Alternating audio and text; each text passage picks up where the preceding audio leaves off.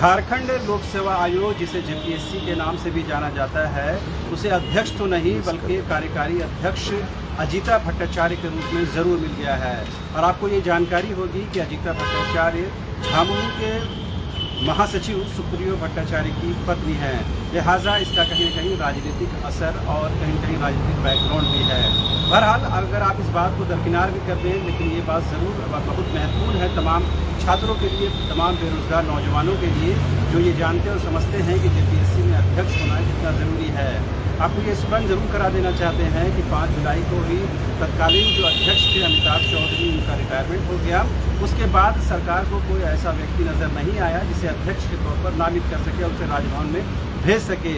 लिहाजा जो वर्तमान में सदस्य थी अजीता भट्टाचार्य, उन्हीं को कार्यकारी अध्यक्ष के तौर पर नामित किया गया है और इस प्रस्ताव को सरकार राजभवन भेजेगी। वहाँ से मोहर लगने के बाद उनको वो अध्यक्ष का जब पावर मिल जाएगा तो बाकी जो एग्जामिनेशन की जो प्रक्रिया है, बाकी जो प्रोसेस है, उसको वो फॉलो करेंगी। लेकिन अहम और बड़ा सवाल ये है कि तमाम जो झारखंड में जितने भी आयोग हैं, बोर्ड है, वो निगम है, वो वहाँ तमाम जो है वो डिफंक्ट हैं। ऐसे में जेपीएससी को भी कहीं न कहीं अगर अस्थायी तौर पर अध्यक्ष नहीं मिलता है, ये कहीं न कहीं एक चिंता का सबब बन सकता है। आपको पता है कि जेपीएससी के साथ किस तरह से विवाद का नाता है और जेपीएससी की जो भी परीक्षाएँ आयोजित करता है उसमें कहीं न कहीं विवाद के जो अंश हैं वो जुड़ जाते हैं। आपको पता है कि 7वीं जेपीएससी में किस तरह से विवाद रहा, बावजूद इसके झारखंड की हेमंत सोरेन सरकार ने उस विवाद के बावजूद भी नियुक्ति पत्र का वितरण कर दिया। कल ही सुप्रीम कोर्ट में 6ठी जेपीएससी को लेकर भी सुनवाई हुई, जिसमें भी कहीं न कहीं वही मामला आगे चल रहा है। तो कहने का मतलब ये है कि जब जेपीएससी में तमाम परीक्षाएं जब विवादों से साथ हो रही हैं, ऐसे में वहाँ अगर एक फुल टाइम अध्यक्ष नहीं होगा तो ये संभावनाएं और भी बढ़ जाती हैं। लिहाजा सरकार को कम से कम ये चाहिए कि वहाँ पर एक परमानेंट अध्यक्ष के तौर पर किसी व्यक्ति को नामित करें। बहरहाल सरकार ने काम चलाने के तौर पर कार्यकारी अध्यक्ष के तौर पर अजीता भट्टाचार्य की नियुक्ति की है, उनका नाम प्रस्तावित किया है, जिसे राजभवन से मुहर लगने का इंतज़ार है। लेकिन अब छात्रों और उन छात्र नेताओं की प्रतिक्रिया ज़रूर जानने और समझने की ज़रूरत है जो जेपीएससी से सीधे तौर पर जुड़े हुए हैं।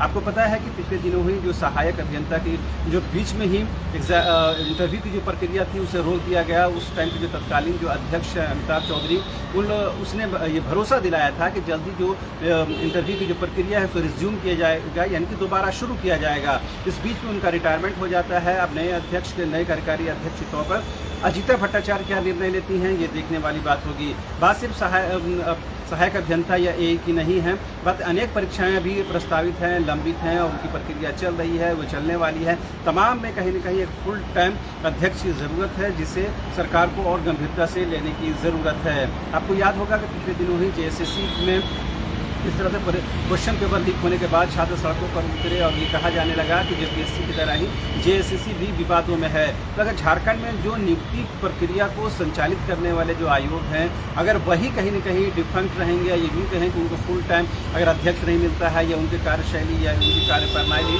विवादों के दायरे में रहेगी, तो जाहिर सी बात है झारखंड के बेरोजगार नौजवानों के लिए, छात्रों के लिए एक चिंता का सबब बनना लाजमी है।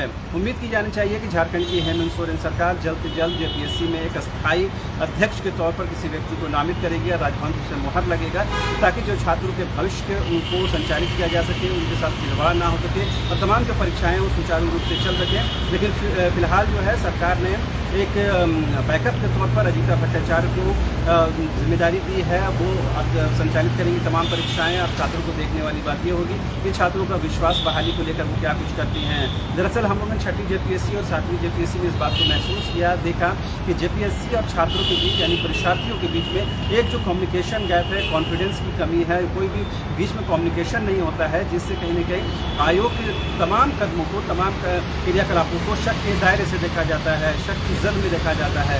लिहाजा कम से कम नए कार्यकारी अध्यक्ष के तौर पर अजीता भट्टाचार्य से इस बात की उम्मीद जरूर की जानी चाहिए कि वो कम से कम कॉन्फिडेंस बिल्डिंग को लेकर, विश्वास बहाली को लेकर काम करेंगे और छात्रों में एक विश्वास का माहौल पैदा करेंगी, ताकि जेपीएससी जो भी परीक्षाएं लेता है या संचालित करता है उस पर कम से कम विश्वास हो। उम्मीद की जानी चाहिए सरकार तक न्यूज़ बाइस्कोप की बातें पहुंचेंगी और छात्रों के भविष्य के साथ खिलवाड़ किया जाना बंद करना चाहिए। कैमरा पर्सन संजय के साथ रांची से न्यूज़ बाइस्कोप के लिए शहरवाज।